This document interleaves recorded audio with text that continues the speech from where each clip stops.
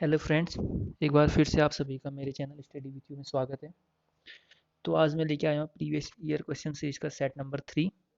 हमने 2 set already कर लिए हैं। अगर आपने अभी तक वो नहीं देखे हैं तो मेरे यूट्यूब चैनल में जाके उन 2 सेट्स को भी देख लीजिए क्योंकि वो काफ़ी इंपॉर्टेंट है। तो चलिए शुरू करते हैं। शुरू करने से पहले हमेशा की तरह हमारा आज का कोट कोट है, if you are not putting out relevant content in relevant places you don't exist.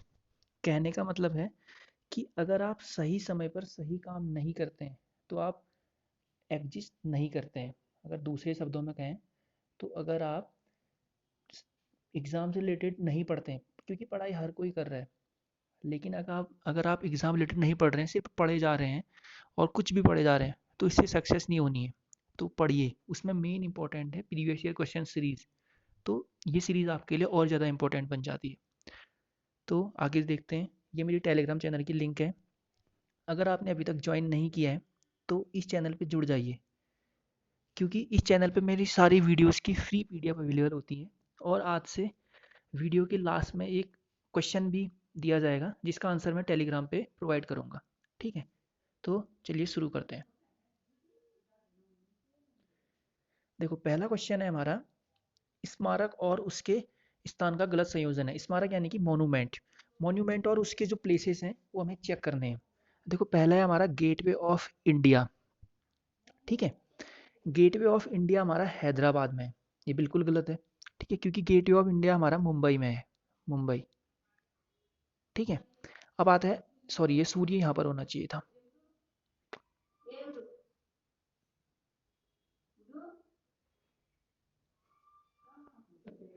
सूर्य मंदिर, देखो सूर्य मंदिर हमारा कोणार्क में है। ठीक है, ये बिल्कुल सही है। अब मीनाक्षी मंदिर कहाँ है? मदुरई। मदुरई हमारा वैगई नदी के किनारे। ठीक है, मदुरई हमारा वैगई नदी के किनारे, ये भी सही है। गोलघर पटना, ये भी सही है। तो उसने क्या बोला था, हमें रॉन्ग वाला हमें आंसर बताना था। तो इसका रॉन्ग आंसर क्या है? गेटवे ऑफ इंडिया हैदराबाद वाला, क्योंकि ये हमारा महाराष्ट्र में स्थित है। Next question. नेक्स्ट क्वेश्चन है हमारा, कैचवा निम्नलिखित में से किस संघ में आता है? अब देखो, कैचवा हमारा एनालिडा में आता है। अब देखो, जो हमारे एनिमल प्लांट है या एनिमल किंगडम है वो अलग अलग कैटेगरी में डिवाइड है। जैसे एनालिडा है, निडेरिया है, प्लेटी हेलमिंथीज है, नेमी हेलमिंथीज है, ऑर्थोपोडा है। ठीक है, इस तरीके से अलग अलग है। तो एनालिडा कैटेगरी में हमारा कैचुआ आता है। कैचुए को हम क्या कहते हैं? फार्मर्स फ्रेंड भी बोलते हैं। ठीक है, यानी कि कैचुआ कहने का मतलब है अर्थवॉर, फार्मर फ्रेंड्स। ठीक है, और दूसरा इसके अलावा एनालिडा में हमारा एक जोंक भी आता है। जोंक को हम जिसको हम बोलते हैं लीच। ठीक है, लीच। तो ये भी हमारा एनालिडा कैटेगरी में आता है। तो इसका राइट आंसर क्या हो गया? एनालिडा। ठीक है, नेक्स्ट क्वेश्चन। अब नेक्स्ट क्वेश्चन है कि निम्नलिखित में से किसे राजस्थान में प्राकृतिक जल का सबसे शुद्ध रूप माना जाता है? अब देखो, जल का सबसे शुद्धतम रूप तो वैसे वर्षा होता है। ये क्वेश्चन भी आता है कि वाटर का सबसे प्योरीफाई हमारा जो कैटेगरी है या प्योरेस्ट फॉर्म है वो कौन सी है? तो उसको हम बोलेंगे रेन वाटर। ठीक है, रेन वाटर। लेकिन उसने बोला राजस्थान में बोला है। अब देखो, जाहिर सी बात है, वाटर हमेशा हमारा जितने भी नमकीन यानी कि हमारे सॉल्ट वाले वाटर है वो तो हमारे प्योरीफाई वाले फॉर्म में नहीं है। तो इसमें देखो, पहला है खारा पानी यानी कि सॉल्टी वाटर, ये नहीं हो सकता। अब देखो, पहाड़ जल, अब राजस्थान ऑलरेडी एक डेजर्ट प्लेसेस है, तो उसमें माउंटेन वाला वाटर का तो कोई मतलब नहीं बनता। तो ये भी गलत। देखो, कभी कभी ना ऑप्शन एलिमिनेशन से भी आंसर राइट कर सकते हैं। वापस से देखो, एक और आ गया है सी वाटर। सी वाटर ऑलरेडी सॉल्टी होता है, तो ये भी नहीं हो सकता है। तो राइट आंसर क्या होता है?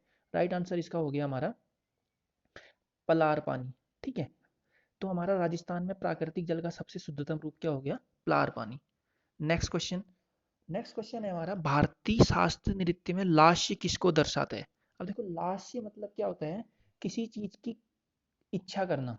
ठीक है, किसी चीज की इच्छा करना। अब देखो, इच्छा कहने का मतलब है अनुकंपा। तो हमारा शास्त्रीय नृत्य में लास्य किसके लिए हो गया? अनुकंपा। और हमारे इंडिया में टोटल 8 शास्त्रीय नृत्य हैं। ठीक है, हमारे जो क्लासिकल डांसेस हैं, शास्त्रीय नृत्य को हम अंग्रेजी में बोलते हैं क्लासिकल डांसेस। तो वो टोटल हमारे 8 हैं। उसमें सतरिया है, ठीक है, और मणिपुरी है, और कुचिपुड़ी है, ठीक है, और कथकली है, और मोहिनी अट्टम है, और हमारा ओडिसी है, और कथक है। कितने हो गए? 1 2 3 4 5 6 7। तो एक कौन सा रहता है? सतरिया, मणिपुरी, कुचिपुड़ी, कथकली, मोहिनीअट्टम और कथक, कथकली लिखा है। तो अभी एक और फॉर्म रहता है, वो अभी मैं जस्ट फॉरवर्ड कर रहा हूँ, तो उसको मैं देख लीजिएगा। अब देखो, सतरिया हमारा आसाम का है, ठीक है। मणिपुरी सीधे आंसर से दिख रहा है, ये मणिपुर का है। कुचिपुड़ी हमारा आंध्र प्रदेश में है। कथकली और मोहिनीअट्टम ये दोनों के दोनों हमारे केरल में है, ठीक है, कथकली और मोहिनीअट्टम। ओडिसी नाम से पता चल रहा है उड़ीसा में। और कथक हमारा उत्तर भारत, नॉर्थ ईस्ट में मेनली कहा जाता है इसको, तो आप इसको नॉर्थ ईस्ट लिखें, ठीक है। ये हमारे साथ है, एक और रहता है। अब इसका आंसर तो हमारा अनुकंपा है, बाकी के हमारे 8 शास्त्रीय नृत्य होते हैं, क्लासिकल डांसेस। अब नेक्स्ट क्वेश्चन देख लेते हैं फिर। नेक्स्ट क्वेश्चन है स्वतंत्रता दिवस यानी कि हमारा इंडिपेंडेंट डे यानी कि कब होता है हमारा? 15 अगस्त। 15 अगस्त के अवसर पर बोल रहे हैं कि जो न्यू दिल्ली है, न्यू दिल्ली में लाल किले पर झंडा कौन फहराता है? अब देखो ना, ये क्वेश्चन दो अलग अलग उसमें बनता है, एक हमारा रिपब्लिक डे में बनता है, एक हमारा इंडिपेंडेंट डे में बनता है। अब देखो, अगर इंडिपेंडेंट डे की बात आएगी तो हमारे उसमें इंडियन प्राइम मिनिस्टर होंगे यानी कि भारत के प्रधानमंत्री। अगर यही क्वेश्चन पूछ दे गणतंत्र दिवस या रिपब्लिक डे जो 26 जनवरी को बनाते हैं, उस तब झंडा कौन फहराता है? तो तब हमारे झंडा फहराते हैं प्रेसिडेंट, ठीक है, प्रेसिडेंट। तो ये दो अलग अलग क्वेश्चन है, कंफ्यूज होंगे, लेकिन इसको ध्यान में रखना है, पेपर में आ सकता है और एक नंबर यहाँ पर इजीली बन सकता है। नेक्स्ट क्वेश्चन देख लेते हैं अब। नेक्स्ट क्वेश्चन है पर्णपाती वन, ठीक है। पर्णपाती वन किस प्रकार के वृक्षों से भरे हुए हैं? पर्णपाती वन यानी कि बोलते हैं डेफेड्रियस, यानी कि पतझड़ वाले, जिसमें पत्ते गिरते हैं, जिनकी लीव्स हमारी फॉल होती है। तो किस प्रकार से वृक्ष होते हैं उसमें?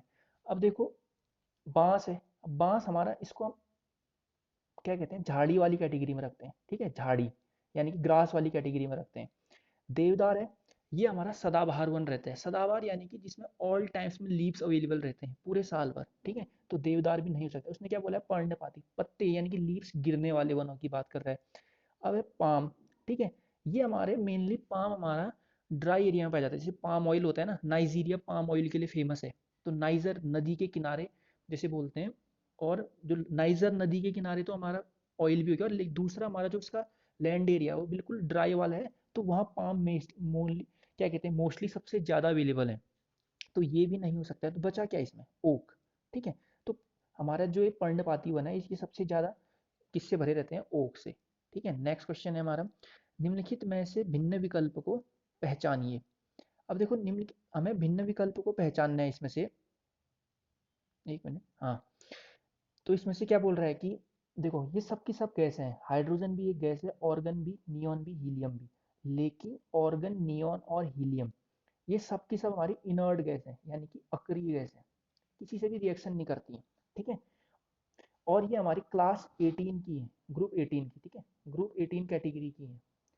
और जो हाइड्रोजन है, ये हमारा फर्स्ट ग्रुप का है, उसमें भी एल्कली मेटल है, ठीक है। फर्स्ट और सेकंड ग्रुप दो तरीके से डिवाइड है। ये हमारा अगर फर्स्ट ग्रुप बनता है, तो उसके जस्ट बगल में यहाँ पर एक सेकंड ग्रुप भी बनता था ना हमारा, फर्स्ट और सेकंड। इसको हम एल्कलाई मेटल बोलते हैं, और इसको हम एल्कलाई अर्थ मेटल बोलते हैं। यानी कि पहला कैटेगरी क्षारीय धातु, दूसरा क्षारीय मृदा धातु। तो हाइड्रोजन तो हमारा एक धातु है, ठीक है, लेकिन बाकी की जो तीन है वो सारी की सारी अक्रिय इनर्ट गैस है। तो इसमें हमारा डिफरेंट कौन सा हो गया? हाइड्रोजन, ठीक है। और हाइड्रोजन को एक्स्ट्रा फैक्ट में, हाइड्रोजन को हम आवारा तत्व भी कहते हैं, यानी कि वैगाबॉन्ड मटेरियल एलिमेंट, ठीक है, यानी कि घूमता रहता है, कहीं भी किसी से भी रिएक्शन कर सकता है। और दूसरा, हाइड्रोजन का डिस्कवर हेनरी कैवेंडिश ने करी थी, ठीक है। हाइड्रोजन किसने डिस्कवर किया था? हेनरी कैवेंडिश ने, कैवेंडिश। तो ये इस क्वेश्चन का राइट आंसर हो गया। अब नेक्स्ट क्वेश्चन देख लेते हैं। नेक्स्ट क्वेश्चन है कि हमारा मिरर फॉर्मूला बताना है, ठीक है। इस बोल रहा है कि इसमें से हमारा कौन सा मिरर फॉर्मूला सही है। देखो, मिरर्स का जो फॉर्मूला होता है डायरेक्टली होता है 1/f=1/v+1/u, ठीक है। एफ इसमें हमारी उसकी क्षमता होती है, और वी हमारी उसकी इनिशियल फाइनल डिस्टेंस, और यू हमारी इनिशियल डिस्टेंस, ठीक है। तो हमारा मिरर का जो फॉर्मूला है 1/f equal to 1/v plus 1/u, तो इसके अकॉर्डिंग राइट आंसर कौन सा हो गया? Option B. ठीक है, नेक्स्ट क्वेश्चन। अब नेक्स्ट क्वेश्चन है, सीरम इंस्टीट्यूट ऑफ इंडिया कहाँ स्थित है? ठीक है, जो हमारा सीरम इंस्टीट्यूट ऑफ इंडिया है, इसका हेडक्वार्टर हमें बताना है। इसका हेडक्वार्टर तो हमारा पुणे में है। ठीक है, और इसके करंट में हेड जो है वो अदार पूनावाला है, अदार पूनावाला। और अभी इन्हीं के अदार पूनावाला के जो फादर थे, ठीक है, साइरस पूनावाला, साइरस पूनावाला, साइरस पूनावाला जी को हमारा क्या कहते हैं? लोकमान्य बाल गंगाधर तिलक पुरस्कार मिला था। ठीक है, जस्ट अभी 2-3 पेपर में आ चुका है कि लोकमान्य बाल गंगाधर तिलक पुरस्कार किसे मिला है, तो ये हमारा साइरस पूनावाला को मिला है, जो अदार पूनावाला के पिता है। तो हमारा इस क्वेश्चन का हेडक्वार्टर कहाँ हो गया? सीरम इंस्टीट्यूट का हेडक्वार्टर पुणे में। ठीक है, नेक्स्ट क्वेश्चन। नेक्स्ट क्वेश्चन है, स्मारकों और उसके संबंधित राज्य की सही संयोजन की पहचान करें। अब देखो क्या है, पहला है गोल गुंबज। देखो गोल गुंबज हमारा बीजापुर कर्नाटक में पड़ता है। ठीक है, बीजापुर कर्नाटक में, और ये किसने बनाया था? आदिल शाह ने बनाया था।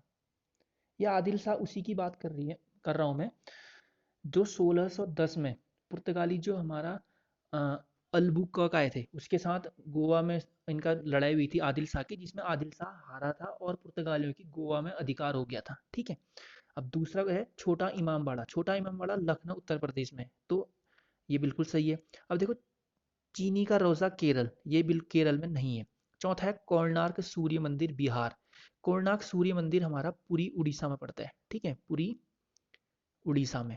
और इसके अलावा जो कोणार्क सूर्य मंदिर है, ये हमारा गंग वंश के जो राजा थे, ठीक है, जो गंग वंश डायनेस्टी थी, उसके किंग थे राजा नरसिंह देव, यानी कि नरसिंह। कहीं पर ये नरसिंह वर्मन फर्स्ट लिखा है, कहीं पर नरसिंह देव, तो इसमें कंफ्यूज ना हो, नरसिंह वर्मन, इन्होंने इसको इस्टेब्लिश किया था। तो इस क्वेश्चन में क्या बोला था उसने? हमें हमें राइट कॉम्बिनेशन बताना। तो इसका राइट कॉम्बिनेशन क्या हो गया? छोटा इमामबाड़ा उत्तर प्रदेश। ठीक है, नेक्स्ट क्वेश्चन। नेक्स्ट क्वेश्चन है, भारत के निम्नलिखित में से किस राज्य में उष्णकटिबंधीय वर्षावन है? अब देखो उष्णकटिबंधीय वर्षावन कहने का मतलब है कि जहां मतलब क्या कहते हैं, समर के रेनी फॉरेस्ट मिलते हैं। अब इसको इजीली आप ऑप्शन में एलिमिनेट करके भी बना सकते हैं। देखो अब इसने इंडिया में सबसे पहले आप देखिए कि सबसे ज्यादा वर्षा होती क्या है, हैवी मतलब सबसे ज्यादा वर्षा हमारी कहाँ होती है? मेघालय के मानसीवराम में। ठीक है, मेघालय के मानसीवराम में होती है सबसे ज्यादा वर्षा। अब देखो ऑप्शन में अगर हम देखते हैं, मेघालय हमारा ईस्टर्न एरिया है। ठीक है, ईस्टर्न एरिया इसमें से कौन सा है? देखो पंजाब तो हमारा नॉर्दर्न एरिया में आ जाता है ऊपर को, राजस्थान हमारा वेस्ट में है, उत्तराखंड हमारा नॉर्थ ईस्ट में। लेकिन हमें एग्जैक्ट मेघालय देखो ईस्टर्न एरिया है, तो उसमें असम ही तो बसता है, तो असम हमारा इसका राइट आंसर हो जाएगा। उष्ण कटिबंधीय वर्षावन कहाँ है? असम में। ठीक है, नेक्स्ट क्वेश्चन। देखो नेक्स्ट क्वेश्चन है, बोडो डोगरी मैथिली और संथाली भाषाओं को किस वर्ष भारत के संविधान की 8वीं अनुसूची में जोड़ा गया? अब देखो अनुसूची में, ठीक है, पहले हम भाषाएं कर लेते हैं। जब हमारा कॉन्स्टिट्यूशन बना था, उस वक्त हमारे कॉन्स्टिट्यूशन में टोटल कितनी भाषाएं थी? लैंग्वेज कितनी थी? 14। ठीक है, लेकिन करंट में कितनी है लैंग्वेज? करंट में हमारी 22 है। अब बाकी की 8 नई कौन जुड़ी है, थोड़ी इसके बारे में डिस्कस कर लेते हैं। देखो 8 हमारी सबसे पहले तो हमारी जुड़ी है जो 21 कॉन्स्टिट्यूशन था। ठीक है, उसके अकॉर्डिंग देखो 21वां 21 के हिसाब से नेपाली, मणिपुरी और कोंकणी। ठीक है, अभी मैं इसकी एक छोटी सी ट्रिक भी बताऊंगा कि जिससे आप ये याद रखें। दूसरा आता है हमारा 71। 71 में हमारी जुड़ी थी अवधी लैंग्वेज। ठीक है, उसके बाद आता है 92 constitution amendment act. 92 constitution amendment act में ये 4 हमारी लैंग्वेज जुड़ी थी, बोडो, डोगरी, मैथिली और संथाली। अब देखो इसको याद कैसे करें कि कौन सा अमेंडमेंट कब हुआ था, या कौन सा अनुच्छेद में संविधान में संशोधन कब हुआ था। देखो सबसे पहला सिर्फ आपने 21 याद रखना है, 21 याद रखा। उसी को 21 में हम जैसे दूसरा 71 हो गया। ठीक है, 21 में नमक, नमक, नेपाली, मणिपुरी और कोंकणी। 71 है, उसमें हमारी अवधि है। ठीक है, अगर आप इन दोनों को ऐड कर देते हैं तो कितना आता है? 92। 92 आया ना, यही 92 तो हमारा बोडो, डोगरी, मैथिली और संताली के लिए है, और ये हमारा कब हुआ था? 2004 में। ठीक है, तो इस क्वेश्चन का राइट आंसर हो गया 2004। नेक्स्ट क्वेश्चन है कि चंपारण सत्याग्रह भारत के निम्नलिखित में से किस राज्य में हुआ था? ठीक है, अब चंपारण सत्याग्रह किस राज्य में हुआ था ये कह रहे हैं। इससे पहले थोड़ा इसके बारे में डिस्कस कर लेते हैं। देखो, चंपारण सत्याग्रह हमारा गांधी जी से रिलेटेड है। ठीक है, अब गांधी जी से रिलेटेड थोड़ा गांधी जी के बारे में डिस्कस कर लेते हैं। देखो, गांधी जी का देखो सबसे पहले इंडिया में कब आए थे? वो वैसे तो पहले वो अफ्रीका में ही थे, जहाँ उन्होंने नेटाल कांग्रेस की स्टैब्लिशमेंट करी थी, और इंडियन ओपिनियन जो हमारा न्यूज़पेपर था उसकी वो उन्होंने शुरू किया था। और बाकी बहुत सारी चीज़ें भी हैं, और जैसे वहाँ वो हमारे टॉलस्टॉय से काफ़ी फेमस थे। ठीक है, और गांधी जी के जो हमारे पॉलिटिकल वो थे गुरु, टीचर या राजनीतिक गुरु, वो थे हमारे गोपाल कृष्ण गोखले। गोपाल कृष्ण गोखले। ठीक है, और गांधी जी हमारे इंडिया में सबसे पहले कब आए थे अफ्रीका से? 9 जनवरी 1915। ठीक है, तो इसी वजह से हम 9 जनवरी को एनआरआई डे बनाते हैं, एनआरआई डे। उसके बाद गांधी जी के इंडिया आने के बाद जो पहला इनका मूवमेंट था वो था इनका 1916 का चंपारण सत्याग्रह। ठीक है, चंपारण सत्याग्रह। ठीक है, उसके बाद 1917 में इनका खेड़ा था, 1918 में अहमदाबाद मिल थी। ठीक है, और 1920 में इन्होंने असहयोग आंदोलन शुरू किया था, नॉन कॉपरेशन मूवमेंट। ठीक है, असहयोग आंदोलन ये 1920 में शुरू हुआ था। लेकिन हमारा जो चोरी चौरा कांड हुआ था, चोरी चौरा कांड, जो कब हुआ था? 5 फरवरी 1922। ठीक है, चोरी चौरा मूवमेंट 5 फरवरी 1992 को हुआ था। इसके जस्ट एक हफ्ते बाद, और ये कहाँ हुआ था? ये हमारा हुआ था उत्तर प्रदेश में, गोरखपुर उत्तर प्रदेश में। ठीक है, हाँ, गोरखपुर उत्तर प्रदेश में हुआ था। ठीक है, इसमें क्या हुआ था कि जो हमारे इंडियन मूवमेंट वाले पर्सन थे, उन्होंने गोरखपुर की जो एक पुलिस स्टेशन थी उसमें आग लगा दी, जिसकी वजह से वहाँ के कहते हैं कि 20 से 30 पुलिसकर्मी मारे गए थे। तो इस घटना से गांधी जी को काफ़ी दुख पहुंचा था। तो उन्होंने जस्ट इसके एक हफ्ते बाद, 5 फरवरी के एक हफ्ते बाद, यानी कि 12 फरवरी को, 12 फरवरी 1922 को गांधी जी ने असहयोग आंदोलन को वापस ले लिया था। ठीक है, असहयोग आंदोलन को गांधी जी ने क्या कर लिया था? वापस ले लिया था। अब उसके अलावा देखो, उसके बाद गांधी जी ने क्या किया था? सविनय अवज्ञा आंदोलन। ठीक है, ये कब हुआ था? 12 मार्च 1930 से 6 अप्रैल 1930। 12 मार्च 1930 से 6 अप्रैल 1930, सविनय अवज्ञा आंदोलन। ठीक है, सविनय अवज्ञा आंदोलन। सिविल डिसओबीडियंट रूल हमारा असहयोग आंदोलन है, और सविनय अवज्ञा आंदोलन शायद नॉन कॉपरेशन मूवमेंट है। ठीक है, तो 12 मार्च 1930 से 6 अप्रैल 1930 तक हमारा सविनय अवज्ञा आंदोलन था। इसमें क्या हुआ था कि गांधी जी ने, उस वक्त अंग्रेज क्या करते थे कि इंडियन से ही हमारा नमक खुद समुद्र से तो खुदवाते थे, या मतलब उसको निकलवाते थे, और उसी में उनसे क्या कहते हैं, अगर इंडियन को नमक यूज भी करना है, सॉल्ट यूज भी करना है, तो उसमें टैक्स देना पड़ता था। तो गांधी जी ने क्या किया कि दांडी से ये यात्रा शुरू करी थी साबरमती तक। ठीक है, दांडी से साबरमती तक। तो उन्होंने दांडी से जब साबरमती तक ये यात्रा शुरू करी, तो उन्होंने वहाँ खुद अपने हाथों से नमक को तोड़ा और कहा कि अब से हम टैक्स देना बंद कर देंगे। तो सविनय अवज्ञा आंदोलन यही था। और इसमें क्वेश्चन और है कि सविनय अवज्ञा आंदोलन में कौन महिला नेता उनके साथ पॉलिटिकल, जो हमारी वुमेन पॉलिटिकल लीडर थी, कौन थी? वो थी सरोजनी नायडू। ठीक है, सरोजनी नायडू। ये क्वेश्चन भी अलग से लिख लेना, इंपॉर्टेंट है। कई बार आ रखा है कि सविनय अवज्ञा आंदोलन में गांधी जी के साथ कौन महिला नेता थी? सरोजनी नायडू। अब देखो, सविनय अवज्ञा आंदोलन भी हो गया। तो सविनय अवज्ञा आंदोलन के उसमें ही 1931 में, 1931 में हमारा क्या हुआ था? 1931 में गांधी इरविन पैक्ट हुआ था। ठीक है, गांधी इरविन पैक्ट। और 1932 में ये यरवदा जेल में थे जब हमारे गांधी जी, यरवदा जेल। तो उसमें गांधी जी और भीमराव अंबेडकर के बीच में पैक्ट हुआ था, गांधी जी और भीमराव अंबेडकर के बीच में। ठीक है, इसको हम बोलते हैं 1931 वाला गांधी इरविन पैक्ट बोलते हैं, 1932 वाले को बोलते हैं हम पूना पैक्ट, क्योंकि यरवदा हमारा पूना में पड़ता है। ठीक है, पूना पैक्ट। उसके बाद 1942 आता है। ठीक है, 1942 में सीधे हमारा क्या है, असहयोग आंदोलन, सॉरी, अंग्रेजों भारत छोड़ो। ठीक है, जीरो आवर मूवमेंट, अंग्रेजों भारत छोड़ो। ठीक है, 1942 में ये हुआ था। ये हमारे गांधी जी के बारे में इंपॉर्टेंट फैक्ट हो गए। तो चलो अब हमारा क्वेश्चन की एक बार डिस्कस कर लेते हैं। क्वेश्चन क्या था हमारा कि चंपारण सत्याग्रह भारत के निम्नलिखित में से किस राज्य में हुआ? तो चंपारण सत्याग्रह कब हुआ था? 1916 में। और ये कहाँ हुआ था? बिहार में।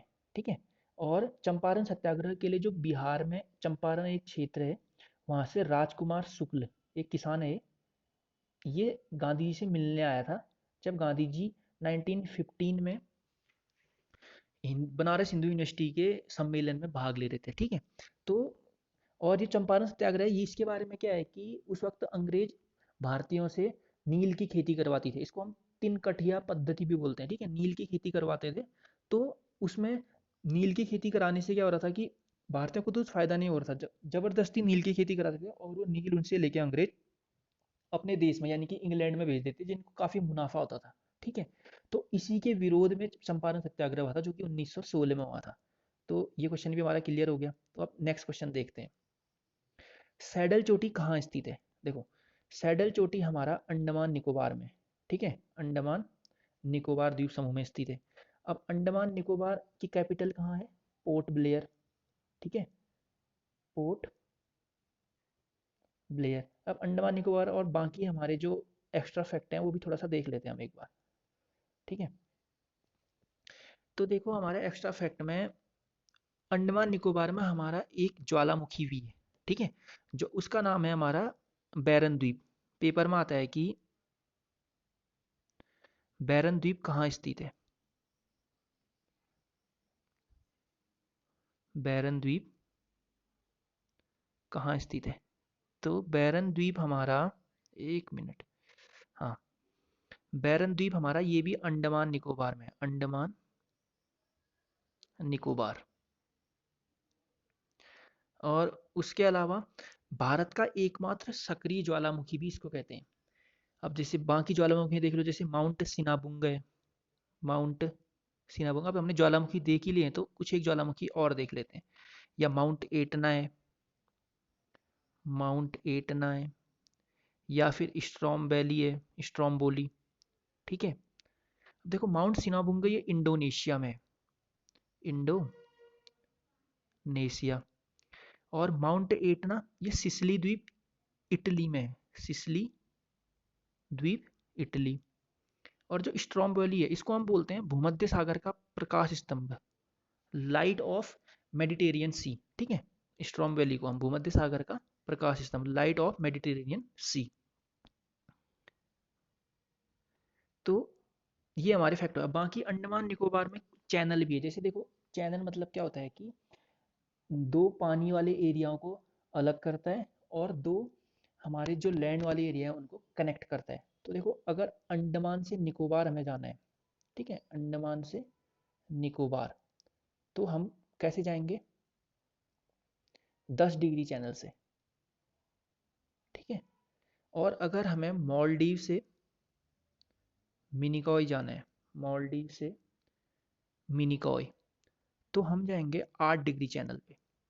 ठीक है, 8 डिग्री चैनल पे। और अगर हमें मिनिकॉय से लक्षद्वीप जाना है, मिनिकॉय टू लक्षद्वीप, तो इसके लिए है 10 डिग्री चैनल, 10 डिग्री चैनल। तो ये तो हमारे एक्स्ट्रा फैक्ट हैं। अब देख लेते हैं हम अपना क्वेश्चन। सैडल चोटी कहाँ स्थित है? तो सैडल चोटी हमारा कहाँ स्थित है? ये है हमारा अंडमान निकोबार द्वीप समूह। ये इस क्वेश्चन का राइट आंसर हो गया। नेक्स्ट क्वेश्चन, भारतीय राष्ट्रीय कांग्रेस की पहली बैठक कब और कहाँ हुई? थोड़ा सा भारतीय राष्ट्रीय कांग्रेस को भी एक बार देख लेते हैं। देखो, भारतीय राष्ट्रीय कांग्रेस की स्थापना 28 दिसंबर 1885 में, ठीक है, ये हुई थी बंबई में। और किसने करी थी? ए ओ ह्यूम। और उस वक्त वाइसराय कौन थे? डफरिन। ठीक है। उसके बाद देखो इसकी पहले की 4 मीटिंग इंपॉर्टेंट है, क्योंकि पेपर में ना एक साथ एक ही अलग अलग है और ये बहुत बार पूछी गई है, तो इसको भी देख लेते हैं। तो देखो, पहली मीटिंग 1885 1885, दूसरी 1886, तीसरी 1887 और चौथी 1888। देखो इसके प्लेस, बम्बई, कलकत्ता, मद्रास और इलाहाबाद। अब इसमें किसने इसके हेड थे? ठीक है, तो सबसे पहले वाले में हमारे थे डब्ल्यू सी बैनर्जी, दूसरे वाले में थे दादा भाई नेरोजी,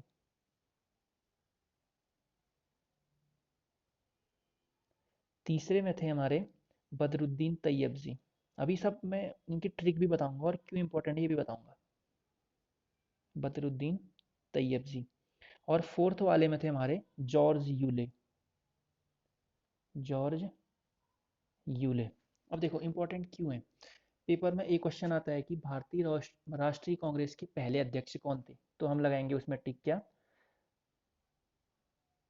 डब्ल्यू सी बैनर्जी। ठीक है। अब बोलता है कि भारतीय राष्ट्रीय कांग्रेस के, कभी कभी आजकल क्योंकि मोस्टली पहला क्योंकि पूछ नहीं रहा, सबको याद है करके, या तो पूछता है दूसरा, तीसरा या चौथा। तो दूसरे में देखो कौन है? दादा भाई नेरोजी। अब तीसरे वाले के लिए क्या इफेक्ट, कि भारतीय राष्ट्रीय कांग्रेस के पहले मुस्लिम अध्यक्ष कौन थे? वो कौन थे? बदरुद्दीन तैयब जी। फोर्थ क्वेश्चन क्या है कि भारतीय राष्ट्रीय कांग्रेस के पहले यूरोपियन, क्योंकि ये इसकी इस्टेब्लिशमेंट तो एक इंग्लिश ने करी थी, अंग्रेज ने। ठीक है। और वो इंग्लैंड से बिलोंग करते थे, लेकिन जो जॉर्ज यूले हैं वो यूरोपियन कंट्री वाले थे। तो इसने बोला है कि भारतीय राष्ट्रीय कांग्रेस के पहले यूरोपियन अध्यक्ष कौन थे? George Yule. अब इनको याद कैसे करें प्लेसेस को? देखो ये तो सीक्वेंस में, इसको जो ये हमारे प्लेस है, इसको हम लिखते हैं बक मई। बक मई। बौ से बम्बई, क से कलकत्ता, मौ से मद्रास, ई से इलाहाबाद। और इसको कैसे याद करें, ये पर्सन को? इसके लिए सीधे क्या है, बक मई, ये ये हो गया प्लेस, और पर्सन के लिए बंटू, बैनर्जी, दादा भाई नेरोजी, बदरुद्दीन तैयब जी, जॉर्ज यूले। और दादा भाई नौरोजी ने ही जो पहले, ये भारतीय राष्ट्रीय कांग्रेस है, इसका नाम था राष्ट्रीय कांग्रेस। ठीक है। इसमें इन्होंने भारतीय शब्द जोड़ा था। और दूसरा, दादा भाई नेरोजी ही हमारे क्या कहते हैं, द ड्रेन, हाँ द ड्रेन थ्योरी दादा भाई नेरोजी ने ही दी थी। और दादा भाई नेरोजी ने ही इंडिया की सबसे पहली जो वित्तीय जनगणना कह सकते हो, यानी कि यहाँ की कितनी अर्थव्यवस्था की कितनी है कीमत, ठीक है, उसके बारे में सबसे पहले गणना दादा भाई नेरोजी ने ही की थी। और दादा भाई नेरोजी को ही हम ग्रैंड ओल्ड मैन कहते हैं। ठीक है। अब इसमें हमारे और भी एक्स्ट्रा फैक्ट हैं, जैसे कि 1896 में हमारा सबसे पहले राष्ट्रगान जनगण मन गाया गया था। और 1911 में हमारा सबसे पहले वंदे मातरम गाया गया था। ठीक है। ये हमारा कलकत्ता में हुआ था, और ये भी हमारा कलकत्ता में हुआ था। इस वक्त में हमारे हेड थे रहीमतुल्लाह सयानी, और इस वक्त में हमारे हेड थे दादा भाई नेहरूजी। हाँ, दादा भाई नेहरूजी। फिर इसमें बहुत सारे फैक्ट हैं कि महात्मा गांधी, एकमात्र सेशन जो हमारा जिसमें महात्मा गांधी हेड थे, वो 1924 का बेलगांव, जो कर्नाटक में पड़ता है बेलगांव, वो उसमें हेड थे। और एक आता है कि एकमात्र सेशन जो गांव में हुआ वो फैजपुर में हुआ था। ठीक है। उसके 1931 में हुआ था, उसके हेड जवाहरलाल नेहरू थे। बहुत सारे कांग्रेस के, भारतीय राष्ट्रीय कांग्रेस के फैक्ट हैं। अगर आपको लगता है कि हमें मेरे को इसमें भी वीडियो बनानी चाहिए, तो कमेंट में जरूर इसके बारे में बताइए मुझे। ठीक है, कमेंट करिए। तो अब इसका आंसर देख लेते हैं हम। क्वेश्चन था हमारा, भारतीय राष्ट्रीय कांग्रेस की पहली बैठक कहाँ हुई थी? देखो पहली बैठक कब हुई थी, एक तो हमारी 1885 में हुई थी, और कहाँ हुई थी? बकमई, बम्बई। ठीक है। और हेड कौन थे हमारे? बैनर्जी साहब, डब्ल्यू सी बैनर्जी। तो ये हमारे इस क्वेश्चन का आंसर हो गया। अब नेक्स्ट क्वेश्चन देख लेते हैं।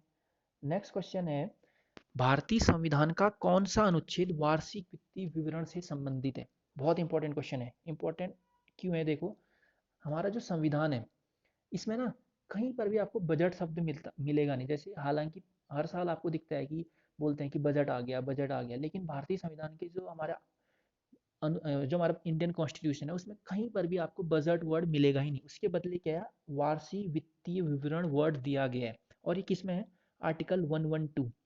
अब जैसे आर्टिकल 108 है, ठीक है, ये जॉइंट सीटिंग के लिए, ठीक है, जॉइंट सीटिंग। अगर आर्टिकल 1110 आए तो ये हमारा आता है धन विधेयक, मनी बिल, ठीक है, धन विधेयक, मनी बिल। और वार्षिक वित्तीय विवरण यानी कि एनुअल फाइनेंशियल डिटेल, ये किस में है, आर्टिकल 112 में, ठीक है। अब नेक्स्ट क्वेश्चन है हमारा, राज्य नीति का कौन सा निदेशक सिद्धांत अंतर्राष्ट्रीय शांति और सुरक्षा को बढ़ावा देने से संबंधित है। देखो, नीति निदेशक शब्द तो सबसे पहले इसके बारे में डिस्कस कर लेते हैं। ये हमारे आर्टिकल 4 में आते हैं, ठीक है। और इसके लिए जो हमारा अनुच्छेद है, ठीक है, अनुच्छेद है वो हमारा 36 से लेके 51 तक है, 36 से लेके 51 है।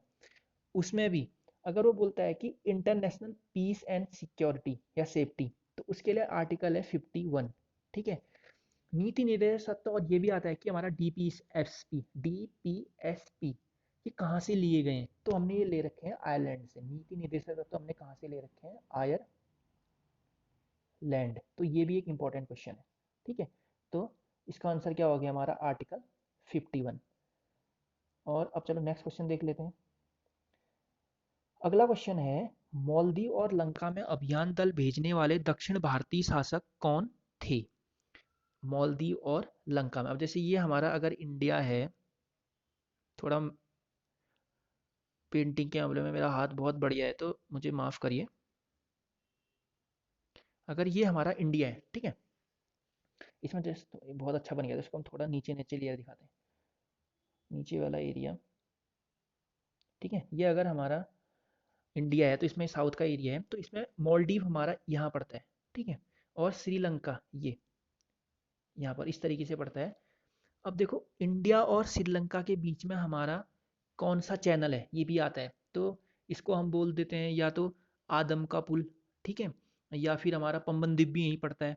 और बाकी ये हमारा मालदीव है, ठीक है। तो बोल रहा है कि मालदीव और लंका में भारत की ओर से दक्षिण भारतीय किस शासक ने वहाँ गए थे, जीत, और उसने जीते भी थे, वो हमारे चोल शासक गए थे। और चोल शासकों में ही जो हमारा राजराज फर्स्ट है, राजराज फर्स्ट, इन्होंने जो हमारा तंजावुर का बृहदेश्वर मंदिर है, तंजावुर का बृहदेश्वर मंदिर, उसकी स्थापना भी राजराज फर्स्ट ने करी थी। अब मैं ये क्यों बता रहा हूँ, क्योंकि ये पेपर में आ रखा है कि बृहदेश्वर मंदिर की स्थापना किसने करी, राजराज फर्स्ट। ये चोल डायनेस्टी से रिलेटेड है, ठीक है। ये तो हमारा, ये बाकी एक्स्ट्रा फैक्ट हो गया, और इसका आंसर हो गया हमारा चोल। तो चलो नेक्स्ट क्वेश्चन देख लेते हैं। नेक्स्ट क्वेश्चन है, 6 से 14 वर्ष की आयु 6 से 14 वर्ष की आयु के सभी बच्चों को मुफ्त और अनिवार्य शिक्षा प्रदान करने के संबंध में नए अनुच्छेद आर्टिकल 21A को भारत के संविधान में किस संशोधन के माध्यम से जोड़ा गया था। देखो, ये हमारा शिक्षा से रिलेटेड है, शिक्षा से रिलेटेड हमारा 86वां संविधान संशोधन है। ये हमारा 2002 में जोड़ा गया था। और लेकिन ये लागू कब से हुआ था, राइट टू एजुकेशन बोलते हैं जिसको हम, ये हमारा 2009 से लागू हुआ था। और आरटीआई यानी कि राइट टू अगर इंफॉर्मेशन आए, आरटीआई ये 2005 से। और अगर आईटीआई इंफॉर्मेशन टेक्नोलॉजी, तो ये 2002, सॉरी ओनली 2000। तो अगर एजुकेशन से रिलेटेड अमेंडमेंट आए तो है हमारा 86वां अमेंडमेंट, जो 2002 में हमारा क्या कहते हैं आया था। लेकिन ये कब से कंपलसरी हो गया था, हमारा 2009 से। और अगर राइट टू इन्फॉर्मेशन के लिए बोलता है, जैसे बोलते हैं ना कि अगर आपको कुछ चीज़ गवर्नमेंट की जाननी है, कि कोई भी पॉलिसी आ रखी है या गवर्नमेंट किस तरीके से काम कर रही है, तो आरटीआई लगा दो बोलते हैं। तो वही ये आरटीआई है। तो आरटीआई हमारा 2005 से।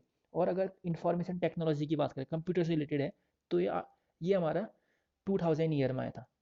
तो इस क्वेश्चन का राइट आंसर क्या हो गया हमारा, 86वां संविधान संशोधन यानी कि 86वां अमेंडमेंट। तो इस क्वेश्चन का राइट आंसर हो गया। नेक्स्ट क्वेश्चन देख लेते हैं, सिकंदराबाद क्षेत्र का मुख्यालय कहाँ है। अब देखो, सिकंदराबाद सबसे पहले पड़ता कहाँ है। देखो, सिकंदराबाद ये तेलंगाना एरिया में, पहले ये आंध्र प्रदेश में था, लेकिन अब ये तेलंगाना में आता है।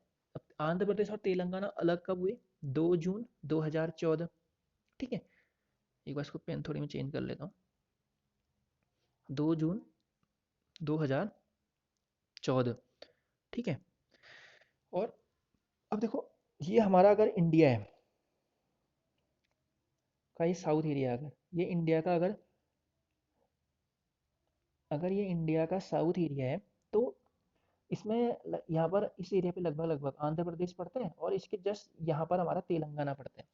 तो ये देखो साउथ का एक हिसाब से मिडिल जोन नहीं है, साउथ मिडिल जोन तेलंगाना वाला, तो सिकंदराबाद कहाँ है हमारा, दक्षिण मध्य रेलवे। तो इसका आंसर का राइट आंसर क्या हो गया, दक्षिण मध्य रेलवे। नेक्स्ट क्वेश्चन, इलाहाबाद प्रशस्ति में किसका उल्लेख मिलता है। देखो इलाहाबाद प्रशस्ति सबसे पहले तो ये समुद्रगुप्त से रिलेटेड है, ठीक है। अब ये तो ठीक हो गया कि समुद्रगुप्त से रिलेटेड है इलाहाबाद प्रशस्ति, लेकिन लिखी किसने थी, लिखी थी ये हरिसेन ने, हरिसेन ने। समुद्रगुप्त को क्या बोलते हैं हम, भारत का नेपोलियन। और समुद्रगुप्त को वीणा बजाने का शौक था, ठीक है, वीणा। तो इसने जो समुद्रगुप्त ने इवन जो अपने सिक्के बनाया उसमें खुद को वीणा बजाते हुए दिखाया भी है। और अगला दूसरा ऑप्शन है बाणभट्ट। बाणभट्ट हमारा हर्षवर्धन के शासन में उसका दरबारी कवि था, हर्षवर्धन, ठीक है। बाणभट्ट ने ही हमारा हर्षचरित्र लिखी है, हर्षचरित्र और कादम्बरी, ठीक है, कादम्बरी, ये बाणभट्ट की बुक है। और हर्षचरित्र की अगर बुक पूछें तो वो है प्रियदर्शिका, प्रियदर्शिका, ठीक है। अब आर्यभट्ट, आर्यभट्ट को हम क्या बोलते हैं, इंडियन साइंटिस्ट, वो भी मैथमेटिशियन। और आर्यभट्ट के बारे में एक फैक्ट है कि जीरो की डिस्कवर आर्यभट्ट ने ही किया था, जो हम बोलते हैं ना जीरो, ठीक है। तो इस जीरो को आर्यभट्ट ने ही डिस्कवर किया था। तो ये हमारे एक्स्ट्रा फैक्ट हो गया, और इस क्वेश्चन का राइट आंसर क्या हो गया, समुद्रगुप्त। नेक्स्ट क्वेश्चन देख लेते हैं। नेक्स्ट क्वेश्चन है कि निम्नलिखित में से किस पोर्ट को पूर्वी भारत का प्रवेश द्वार माना जाता है। पूर्वी भारत कहने का मतलब है ये वाला एरिया जो यहाँ पर आता है पूर्वी भारत, तो ये वाला एरिया। अब देखो इस एरिया में हमारा, यहाँ पर ये वाले एरिया पे हमारा वेस्ट बंगाल ही तो है, ये वेस्ट बंगाल। तो वेस्ट बंगाल हमारा क्या कहते हैं, पूर्वी भारत यानी कि ईस्टर्न इंडिया का हमारा गेट है। तो इसका आंसर क्या हो गया, कोलकाता पोर्ट। अब बाकी के जो हमारे पोर्ट हैं, जैसे विशाखापट्टनम पोर्ट है, ये हमारा आंध्र प्रदेश में पड़ता है। पोर्ट ब्लेयर पोर्ट है, ये अंडमान निकोबार में पड़ता है। पारादीप पोर्ट है, ये हमारा उड़ीसा में पड़ता है, ठीक है। बाकी इसका राइट आंसर क्या हो गया, कोलकाता पोर्ट। बाकी अब जैसे देखो, अगर आपको ये वीडियो पसंद आ रही है तो प्लीज़ वीडियो को लाइक करें और शेयर ज़रूर करें। और आप लोग सब्सक्राइब नहीं कर रहे हैं चैनल को। आप जब चैनल को सब्सक्राइब करेंगे, लाइक करेंगे, मुझे भी तो एक मोटिवेशन मिलेगा ना। अगर आपको वीडियो में कुछ कमी लगती है तो कमेंट करिए कि मैं इसको कैसे और बेहतर बनाऊं, लेकिन कमेंट जरूर करिए, ठीक है। अब नेक्स्ट क्वेश्चन देखते हैं फिर। ये हमारे कुल प्रश्न थे, ठीक है। अब देखो कल हमने जो प्रीवियस ईयर का सेट नंबर 2 किया था, उसमें मैंने एक क्वेश्चन ये भी था कि चौथी शताब्दी ईसा पूर्व मगध की राजधानी कहाँ थी। तो इसका आंसर ना आप लोग सब मुझे टेलीग्राम चैनल पे दें। टेलीग्राम चैनल पे मैं इसका एक पोल क्वेश्चन की तरह अभी लिख दूंगा, उस पर आप सबके सब टिक करें। अगर आप लोग मेरी वीडियो देख रहे होंगे तो आपको इस क्वेश्चन का आंसर 100% राइट आंसर देंगे। और ये मैंने इसलिए कर रखा है कि आपका रिवीजन होते रहे, ठीक है। हर दिन मैं अब से अब आखिरी में पिछली वीडियो का एक क्वेश्चन लेके आऊँगा, जिससे कि आपको रिवीजन होते रहे और मुझे भी लगे कि आपको समझ में आ रहा है करके, ठीक है। तो टेलीग्राम चैनल के लिए क्या है कि आप टेलीग्राम चैनल पे जरूर ज्वाइन हो जाएं, वहाँ पर आपको ना पीडीएफ मिलते रहेंगी। और कल से मैं हर दिन के एटलीस्ट उसमें 5 से 6 या 10 पोल क्वेश्चन भी अवेलेबल कराऊंगा, ठीक है। तो टेलीग्राम चैनल पे आप जरूर से जुड़ जाइए। और ये आज की हमारी वीडियो थी। अगर आपको मेरी वीडियो पसंद आई तो लाइक करिए, और अगर आपको मेरी डेली अपडेटेड वीडियो देखते रहनी है कि जैसे ही मैं वीडियो अपलोड करूं और आपको दिख जाए, तो उसके लिए चैनल को सब्सक्राइब ज़रूर कीजिए और अपने दोस्तों में शेयर करिए, जिससे कि ज़्यादा ही ज़्यादा लोगों को इस वीडियो का बेनिफिट हो, ठीक है। Thank you. और ये मेरी टेलीग्राम चैनल की लिंक है। जो टेलीग्राम चैनल की लिंक है मैं वीडियो के डिस्क्रिप्शन में भी कर दूंगा और कमेंट बॉक्स में पिन भी कर दूंगा, ठीक है। तो आप टेलीग्राम चैनल भी जुड़ जाइए, ये मेरी टेलीग्राम चैनल की लिंक है। तो होप सो आपको आज की वीडियो पसंद आई होगी।